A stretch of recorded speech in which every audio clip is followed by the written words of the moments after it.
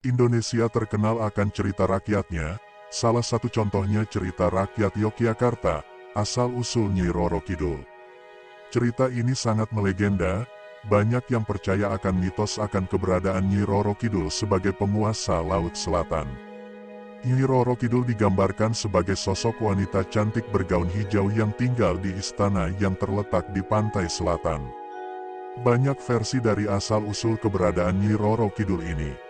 Setelah berputar-putar untuk menemukan jalan keluar, Prabu Siliwangi tiba-tiba saja bertemu dengan seorang perempuan cantik di dalam hutan tersebut. Prabu Siliwangi merasa lega dan segera menghampiri perempuan tersebut. Setelah berkenalan diketahui bahwa ternyata perempuan cantik tersebut sudah lama tinggal di hutan. Sang perempuan tersebut akan mengantarkan dan menunjukkan di mana jalan keluar dari hutan, namun dengan syarat Prabu Siliwangi harus menginap beberapa hari di istananya. Singkatnya, Prabu Siliwangi menyetujui syarat tersebut dan mulai tinggal beberapa hari di istana si perempuan cantik. Prabu Siliwangi tinggal lebih lama dari rencana sebelumnya karena Prabu Siliwangi merasa jatuh hati dengan sang perempuan tersebut dan pada akhirnya mereka menikah. Setelah beberapa waktu, Prabu Siliwangi kembali ke kerajaannya seorang diri tanpa sang istri. Sesampainya di kerajaan, semua rakyat merasa bahagia mengetahui bahwa sang raja telah kembali. Mereka sempat berpikir bahwa raja telah meninggal karena sudah berhari-hari tidak ada di istananya. Prabu Siliwangi menyelesaikan beberapa pekerjaan yang sudah ia tinggalkan saat dia di hutan. Hingga beberapa bulan berlalu dan ia mulai melupakan keberadaan istrinya yang ada di dalam hutan.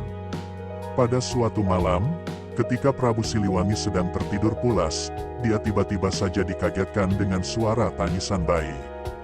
Kemudian sang Prabu langsung bangun dan menghampiri sumber suara bayi itu yang ternyata ada di pintu depan istana. Prabu merasa bingung pada bayi itu namun dia tetap menggendongnya. Di saat kebingungan tersebut, tiba-tiba saja di depan Prabu Siliwangi muncul asap serta cahaya putih. Perlahan asap tersebut berubah menjadi sosok perempuan yang tak lain adalah istri dari Prabu Siliwangi. Sang istri mengatakan bahwa bayi tersebut merupakan anak mereka dan dia meminta sang Prabu untuk merawatnya selayaknya manusia. Belum sempat bertanya banyak kepada istrinya, dalam sekejap mata sang istri menghilang lagi. Prabu Siliwangi kemudian membawa putrinya masuk dan memberikan nama pada bayi tersebut dengan nama Putri Kadita. Putri Kadita tumbuh sebagai gadis yang cantik dan berbudi pekerti baik. Kecantikan Putri Kadita terkadang mengingatkan Prabu Siliwangi kepada istrinya. Sang Prabu berusaha mencari istrinya ke dalam hutan namun hasilnya sia-sia. Prabu Siliwangi mulai mengkhawatirkan akan kerajaannya. Dia tidak memiliki istri dan anak laki-laki sebagai penerusnya kelak. Kemudian Prabu Siliwangi meminta izin kepada Putri Kadita bahwa dia ingin menikah lagi. Putri Kadita menyetujui hal tersebut. Dan akhirnya Prabu Siliwangi menikah dengan putri bangsawan bernama Dewi Mutiara. Setelah beberapa bulan menikah, Dewi Mutiara akhirnya mengandung seorang bayi. Semasa kehamilannya, Dewi Mutiara berubah menjadi ratu yang pemarah dan egois. Semua permintaan ratu selalu dituruti oleh Prabu Siliwangi. Namun suatu saat ratu meminta agar Putri Kadita keluar dari istana. Mendengar hal itu Prabu Siliwangi menentang keras. Dewi Mutiara merasa kasih sayangnya terbagi jika masih ada Putri Kadita. Sehingga ia berencana untuk menyingkirkan Putri Kadita. Dewi Mutiara pergi ke hutan dan bertemu dengan seorang dukun untuk menyingkirkan Putri Kadita. Suatu malam saat Putri sedang tidur, tiba-tiba muncul asap tebal dengan aroma busuk di sekeliling Putri Kadita, namun sang putri tidak merasakannya. Keesokan harinya, Putri Kadita bangun dan terkejut dengan tubuhnya yang timbul bercak nanah.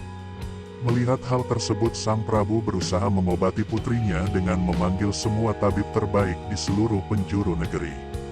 Namun sayangnya, tak ada satupun tabib yang bisa mengobati sang putri. Prabu merasa sedih akan hal itu. Di tengah keputusasaan sang Prabu, Dewi Mutiara mengusulkan niat jahat untuk mengasingkan sang putri agar penyakitnya tidak menular. Karena putus asa, sang Prabu mengiyakan dan meminta putrinya untuk pergi menjauh dari istana. Dengan berat hati Putri Kadita meninggalkan istana dan pergi ke hutan untuk bertapa. Di tengah bertapanya itu, Putri mendengar suara yang menyuruhnya untuk pergi ke pantai selatan. Suara tersebut diketahui milik sang ibu atau istri Prabu Siliwangi. Putri Kadita yang merasa yakin akan suara itu kemudian berlari ke arah pantai selatan selama berhari-hari. Sesampainya di pantai selatan, suara milik ibunya muncul lagi dan menyuruh Putri Kadita untuk menceburkan dirinya ke dalam air. Putri Kadita kemudian mulai menceburkan dirinya ke dalam laut. Dan ajaibnya, penyakit kulit yang dideritanya seketika sembuh. Putri Kadita akhirnya memutuskan tinggal di laut dan membangun istana serta mengumpulkan ribuan pasukannya.